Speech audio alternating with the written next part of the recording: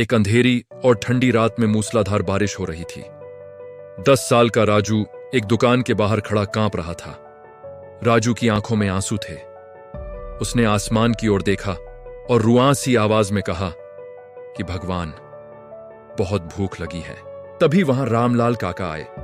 वे एक कचरा बीनने वाले बुजुर्ग थे, लेकिन उनका दिल बहुत बड़ा था। काका धीरे से राजू के पास बैठे। उन्होंने अपनी पोटली से एक पुरानी रोटी और गुड़ का टुकड़ा निकाला।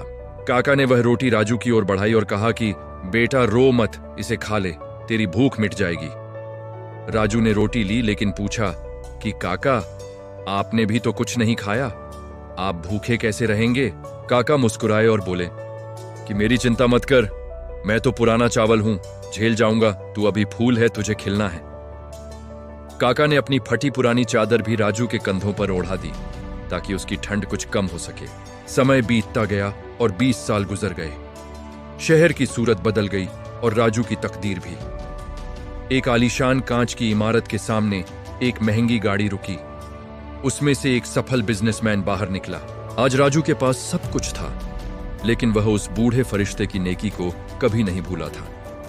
वह पुरानी यादों को लेकर उसी सड़क पर वापस पहुंचा जहां उसने बचपन बिताया था। वहां काका आज भी उसी कोने में बैठे थे, लेकिन अब वे बहुत कमजोर और बीमार दिखाई दे रहे थे। राजू ने दौड़कर उनके पैर छुए और पूछा कि काका, क्या आपने मुझे पहचाना? मैं वही बच्चा हूं। काका ने अपनी कमजोर आवाज में कहा कि नहीं बेटा, मैं तो आपको नहीं जानता, आप कौन हैं? राजू ने बताया कि मैं वही भूखा बच्चा हूं जिसे आपने रोटी खिलाई थी। आज मैं जो भी हूं, आपकी वजह से हूं। राजू काका को अपने साथ एक सुंदर घर में ले गया। अब काका का जीवन पूरी तरह बदल चुका था। राजू ने काका को दवाई दी और कहा कि अब से आप मेरे साथ रहेंगे और मैं आपका बेटा बनकर रहूंगा। नेकी कभी जाया नहीं जाती। जो हम दूसरों को देते हैं वह कई गुना होकर हमारे पास वापस आता है। ऊपर वाला हर अच्छे काम का फल जरूर देता है। हमेशा दूसरों की मदद के लिए हाथ बढ़ाते रहें।